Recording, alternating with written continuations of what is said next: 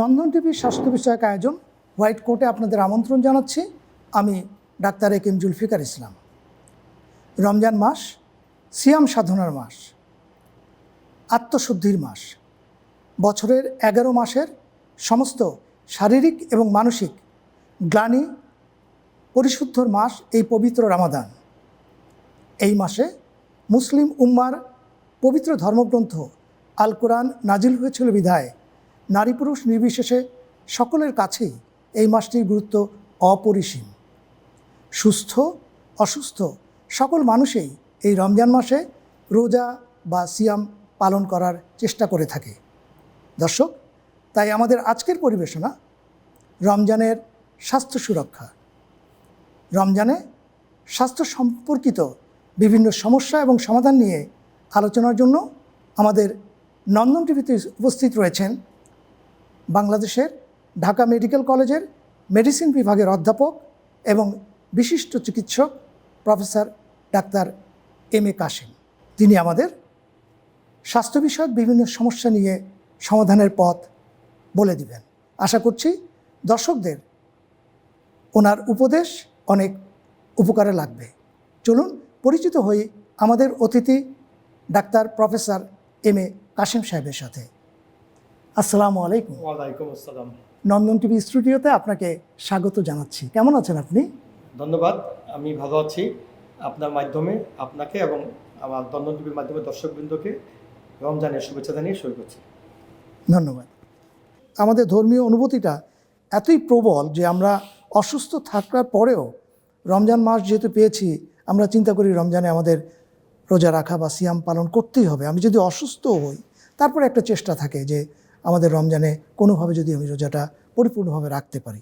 সেক্ষেত্রে chronic kidney disease বা বিশেষত যারা ডায়ালাইসিস করছেন, আমার সেন্সে খুব খারাপ রোগী তারা, সেক্ষেত্রে সে সমস্ত রোগীর রমজানে রোজা রাখার স্বাস্থ্য আপনার পার্সপেক্টিভ থেকে, চিকিৎসা বিজ্ঞানের পার্সপেক্টিভ থেকে তাদের রোজা রাখাটার জাস্টিফিকেশনটা কতটুকু? আর দ্বিতীয় কথা হচ্ছে যে তারা যদি রোজা রাখতেই চায়, তারা কিভাবে রোজা রাখবে? এখানে স্পষ্ট বলি, ধর্মীয় বিধানে যেভাবে রোজা যাদেরকে রোজা রাখতে বলা আছে, রোজা কিন্তু সবার জন্য ফরজ না। রাইট। রোজা রাখা আপনার উপর তখনই ফরজ হবে যদি আপনি রোজা রাখতে শারীরিকভাবে সক্ষম থাকেন। জি। এই সক্ষমতা নিয়ে অনেক ব্যাখ্যা আছে। আপনি শারীরিকভাবে অক্ষম কোনো রোগীকে রোজা রাখা ফরজ করা হয় নাই। এখন কে কে শারীরিকভাবে অক্ষম, এটা নির্ধারিত কিছু ক্রাইটেরিয়া আছে। বাংলাদেশের যেমন ইসলামিক ফাউন্ডেশনে স্বীকৃত কিছু ক্রাইটেরিয়া আছে। হ্যাঁ, সব দেশে এটা একটা সেট ক্রাইটেরিয়া আছে। কারা কারা রোজা রাখাটা এদের জন্য শরীরের জন্য হার্মফুল হবে এবং জীবন মানে সংখ্যামি কিছু ঘটনা ঘটে যেতে পারে। যেমন কিডনি ডিজিজ, আপনি যেটা বলছিলেন যে যারা ডায়ালাইসিস পায় তারা তো অবশ্যই স্টেজ 3 কিডনি ডিজিজে পড়ে। স্টেজ 3 অথবা তার চেয়ে বেশি যারা কিডনি বেশি খারাপ, তাদেরকে আমরা ক্রনিক ডায়ালাইসিসের মধ্যে, কন্টিনিউয়াস ডায়ালাইসিসের মধ্যে রাখতে হয়। উইকলি 2 বার ডায়ালাইসিস করতে হয় এমন রোগী আছে। নিশ্চয়ই তারা রোজা রাখার জন্য তাদের কিছু বিধিনিষেধ থাকতে পারে, তাদেরকে অনেকগুলো ওষুধও খেতে হয়। কোনো অবস্থায় ওষুধগুলো এত স্পেয়ার করা যাবে না। নাম্বার 2, কেউ যদি এই মুহূর্তে কারা কারা রোজা রাখবেন না, রাখতে হবে না, এবং যাদের রোজা রাখতে হবে না, দমের বিকল্প ব্যবস্থা করা আছে। আপনি এই রোজাটা আপনি অন্যভাবে কাউকে দিয়ে করিয়ে একজন রোজাদারকে আপনি খাবার দিতে পারেন। এইভাবে কিছু পদ্ধতি কিন্তু প্রচলিত আছে। কিছু কাফারা আদায় করে সেটা ব্যবস্থা করা যায়, তাই না? সেগুলো ধর্মীয় ব্যাপার। আমাদের ডাক্তারদের অভিমত হলো, কিছু রোগ, যেমন আপনি যদি এই মুহূর্তে খুব কঠিন কোনো ইনফেকশন আক্রান্ত হন, আচ্ছা, আপনি হাসপাতালে ভর্তি আছেন, আপনাকে নিয়মিত ইনজেকশন দিতে হচ্ছে, আপনার ডাক্তারের পরামর্শ দিয়ে আপনাকে অনেক খাবার কিছু রেগুলেশন দেওয়া হয়, সেক্ষেত্রে ডাক্তার পরামর্শ আপনি রোজা রাখতে না পারেন, আপনার নিশ্চয়ই এখানে কোনো মানে পাপ পাওয়ার কিছু নেই। আচ্ছা। আপনার ডাক্তার যখন আপনাকে বলছেন আপনি ভর্তি আছেন, আপনি ইনজেকশন নিতে হচ্ছে, কোনো ইনজেকশন নিলে তো আপনি জানেন যে ইনজেকশন স্যালাইন চলাকালে কিন্তু রোজা রাখা যাবে না। তারপরে অনেকগুলো মিসনোমার আছে অনেকে, যে কি মানে অনেক ওষুধ, যেমন আপনি ট্যাবলেট খেতে পারবেন না, পানি দিয়ে কিছু খেলে আপনি রোজা থাকবে না। কিন্তু আপনি যেটা পারবেন, আমি শুধুকে বলে রাখি, আপনি ইনহেলার নিতে পারবেন, এতে আপনার রোজা ভাঙা হবে না। তো এই জাতীয় ব্যাপার সমস্যা নেই। কিন্তু আপনি রক্ত পরীক্ষা রোজা করা যায়, রক্ত গড়িয়ে না পড়লেই হয়, এইরকম অনেকগুলো গড়িয়ে পড়া যাবে না। আচ্ছা, অনেকগুলো আপনার আছে, মানে অনেকগুলো ব্যতিক্রম আছে। ব্যতিক্রমগুলো জানাটা ভালো। তো এই একটা কথা বলেন, chronic kidney disease stage 3 above, তাদের রোজা রাখার ক্ষেত্রে সমস্যা আছে, সমস্যা আছে। যাদের যেটা বললাম আনকন্ট্রোল ডায়াবেটিস, অনেক কোনো মতে কন্ট্রোল করা হয় নাই, আজকে রোজা চলে আসছে, আমি ব্লাড সুগার 30-35 যদি ব্লাড সুগার থাকে রোজা রাখতে যাই, তাহলে অবশ্যই এখানে কিটোসিস আক্রান্ত সম্ভাবনা আছে। আচ্ছা আপনি আচ্ছা। সময় নেন, চিকিৎসা করে দ্রুত কন্ট্রোল করুন, তারপরে আপনি রোজাটা আপনি রাখতে পারবেন। তারপরে আপনার যদি এমন কিছু পেপটিক আলসার ডিজিজ থাকে, আমি পেপটিক আলসারের প্রসঙ্গে আসছি। ব্যথা হচ্ছে, জি, ডাক্তার আপনাকে, তখন তো আপনার একটা ব্যাপার থাকবে। জি। হ্যাঁ, তো পেপটিক আলসার তো এটা তো খুব কমন ডিজিজ, যে আসলে আমাদের সবারই রোজার মাসে যারা পেপটিক আলসার ডিজিজ ভুগছেন অনেকেরই দেখা যায় যে বুকে ব্যথা করছে, বুক জ্বালাপোড়া করছে, ইফতারির পরে হয়তোবা কিছু খেয়েছেন ইফতারির সময় বুক জ্বালাপোড়া করে, অনেকে আবার এটাকে মনে করে যে আমার হার্টের প্রবলেম হচ্ছে কিনা। সেক্ষেত্রে এই যে বুকে জ্বালাপোড়া করা, গ্যাস্ট্রাইটিস অথবা পেপটিক আলসার ডিজিজ যাদের রয়েছে তাদের কিভাবে তারা চিকিৎসা করবে, কিভাবে রোজা এখন রাখবে? দেখুন, গ্যাস্ট্রিক থাকা মানে কিন্তু রোজা রাখতে কোনো বারণ নেই, জি। সেটা আগেই বলি। এখন যদি কারো একটি পেপটিক আলসার ডিজিজ থাকে উইথ কমপ্লিকেশন, সে কোনো ব্লিডিং পেপটিক আলসার, তার স্টোমাক থেকে ব্লিডিং হয়েছে মাত্র কিছুদিন আগে, আচ্ছা আচ্ছা। এই পরিস্থিতিতে তখন তাকে অনেক ক্রিটিক্যাল কেয়ার ট্রিটমেন্ট করে তাকে ভালো করতে, তাকে হয়তো তখন ডাক্তার 4 সপ্তাহ 6 সপ্তাহের জন্য অনেক কিছু বারণ করে, সেক্ষেত্রে একটা কোনো ব্যাপার থাকবে। এছাড়া আপনার সাধারণ গ্যাস্ট্রিকের জন্য রোজা রাখার কোনো বাধা নেই, কিন্তু ওই যে বললাম খাদ্যাভ্যাসটাকে বেটায়, আপনি সেহরিতে কি খাবেন, ইফতারে কি খাবেন, কিছু খাবার কিন্তু আপনার গ্যাস বেশি হয়, এটা অনেকে জানেন। আচ্ছা। যার যে খাবার গ্যাস বেশি হয় তাকে সেটা বারণ করা উচিত। অনেকে দুধ খেতে পারেন না, অনেকে শাক খেতে পারেন না, বিশেষ করে ভাজা পোড়া যে খাবারটা আছে, অনেক অয়েলি ফুড যদি খান, অনেক স্পাইসি ফুড খান, তখন কিন্তু বুক জ্বালা পোড়াটা অবশ্যই বেশি হবে। এই জন্য spicy food, oily food avoid করুন, ভালো তেল ব্যবহার করেন রান্নায়, ঠিক আছে? যদি বাইরে খাবার খেতে হয় তাহলে সেখানে অথেন্টিক যে সমস্ত রেস্টুরেন্ট আছে যাদের খাবার দাবার মানম্যান সম্পন্ন, সেটা আপনি চুজ করার চেষ্টা করবেন। এই বিষয়গুলো যদি নজর রাখলে, এবং অবশ্যই কিছু ওষুধ ওভার দ্য কাউন্টার ড্রাগস পাওয়া যায়। রমজানে আপনি যদি অ্যান্টাসিড লাগে, আপনি অ্যান্টাসিড খেতে পারবেন।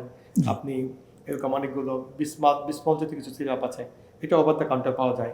তারপর কিছু গ্যাস্ট্রিকের ওষুধ, ইভেন যে আমাদের যে পিপিআই গ্রুপের যে ওষুধ আছে, এগুলো কিন্তু অনেক ক্ষেত্রে ওভার দ্য কাউন্টার পাওয়া যায়। সেক্ষেত্রে কি তারা কি ওভার দ্য কাউন্টার পাওয়া যায়, সেগুলো আপনি কিনে খেতে পারেন, অথবা আপনার ডাক্তার পরামর্শ নিয়ে যদি সত্যি বেশি পেট ব্যথা থাকে, আপনি ডাক্তার পরামর্শ মতো গ্যাস্ট্রিকের ওষুধ নিয়মিত সেবন করবেন। আর একটা কথা, পেট ব্যথা মানে কিন্তু গ্যাস্ট্রিক না, এটা খুব কমন ধারণা। আমাদের অনেক মানুষ ইভেন হার্ট অ্যাটাক করার পরে যে বুক জ্বালা পড়া আপনি বলছিলেন, গ্যাস্ট্রিক মনে করে সময় নষ্ট করে দিয়েছে, এবং যতক্ষণ হসপিটালে ভর্তি হয়েছে ততক্ষণে তার চিকিৎসা করার মতো কোনো অবস্থা থাকবে না, মারা যান। তখন সব বুক জ্বালা পড়া, বুকে চাপ হওয়া, সব পেট ব্যথাই গ্যাস্ট্রিক না। স্পেশালি ফর উইমেন যদি পেটে ব্যথা হয়, সেটা গ্যাস্ট্রিক হতে পারে, গলব্লাডারের সমস্যা বা গলব্লাডার স্টোন হতে পারে, জি, ফ্যাটি লিভারের কারণে কিছু কারো অনেক সময় ডিসপেপসিয়া দেখা দেয়, প্যানক্রিয়াটাইটিস নামক একটা রোগ আছে, ওটার কারণে পেট ব্যথা, উপরে পেটে ব্যথা হতে পারে, এমনকি হার্টের ইনফেরিয়র এমআই, হার্ট অ্যাটাক করলেও এই জায়গায় ব্যথা হতে পারে। এই যে ব্যতিক্রমগুলো বললাম, সুতরাং আপনি যদি গ্যাস্ট্রিকে আগে থেকে ডায়াগনোজ থাকেন, আপনি গ্যাস্ট্রিক ওষুধ খাবেন, বা যদি গ্যাস্ট্রিকের স্ট্যান্ডার্ড ওষুধ খেয়েও উন্নতি না হয়, অবশ্যই আপনি দ্রুততম সময়ে ডাক্তার সম্ভাবনা হবেন। প্রয়োজনে ইমার্জেন্সি আপনি কল রাখতে পারেন যদি বুকে ব্যথা বা এপিগ্যাস্ট্রিক পেইনটা সিভিয়ার এপিগ্যাস্ট্রিক পেইন হয়, এই জিনিসটা অবশ্যই মনে রাখতে হবে। ধন্যবাদ আপনাকে। দর্শক, আমাদের একটু আগে যেটা বলছিলাম যে আমাদের ধর্মীয় চেতনতা এত স্ট্রং যে আমরা সবসময় আমরা অসুস্থ থাকলেও আমরা চেষ্টা করি রোজা বা সিয়াম পালনের। আমাদের আজকের আলোচনায় আমাদের অতিথি প্রফেসর কাশেম, উনি যে কথাগুলো বলছেন সেগুলো কিন্তু সব চিকিৎসা বিজ্ঞানের আলোকে। এখানে ধর্মীয় চেতনা একসাথে গুলিয়ে ফেলার কোনো সুযোগ নেই। কাজেই ওনার বক্তব্য যেগুলো আমরা শুনতে জানলাম, যে উপদেশগুলো পাচ্ছি, সেটা সবই চিকিৎসা বিজ্ঞানের আলোকে। উনি যেহেতু মেডিসিনের প্রফেসর, ওই হিসাবেই উনি বলছেন। আপনার অসম্ভব মূল্যবান সময়ের মাঝে আমাদের নন্দন টিভি স্টুডিওতে এসে দীর্ঘক্ষণ আমাদের দর্শকদের উদ্দেশ্যে অনেক গুরুত্বপূর্ণ উপদেশ প্রদান করলেন, সেজন্য নন্দন টিভি পরিবারের পক্ষ থেকে আপনাকে কৃতজ্ঞতা জ্ঞাপন করছি এবং অবশ্যই ধন্যবাদ জ্ঞাপন করছি। আপনাকে অনেক ধন্যবাদ। আপনি খুব সুন্দরভাবে অনুষ্ঠানটা পরিচালনা করেছেন, এবং আপনার মাধ্যমে আমার দর্শকদেরকে আমি রমজানের শুভেচ্ছা এবং রমজানের পর ঈদের শুভেচ্ছা জ্ঞাপন করলাম, এবং অবশ্যই নন্দন টিভিকে এই অনুষ্ঠান আয়োজনের জন্য এবং আমাকে আমন্ত্রণ করার জন্য ধন্যবাদ জানিয়ে শেষ করছি। আল্লাহ হাফেজ। রমজান মাস আমাদের আত্মাকে পরিশুদ্ধ করে, শরীরকে করে সংযমী। রমজান মাসে সিয়াম পালনের মাধ্যমে আমরা পেয়ে থাকি আল্লাহ তাআলার অশেষ রহমত। তাই চলুন সামান্য একটুখানি স্বাস্থ্য সচেতনতার মাধ্যমে আমরা এই মাসটিকে করে তুলতে পারি অর্থবহ, আনন্দময়। সকলে স্বাস্থ্যবিধি মেনে চলি, সুস্থ সবল থাকার চেষ্টা করি, শুধু রমজান মাস নয়, প্রতিটি দিন, প্রতিটি সময়। সকলকে অসংখ্য ধন্যবাদ আজকের অনুষ্ঠানে সম্পৃক্ত থাকবার জন্য। আসসালামু আলাইকুম।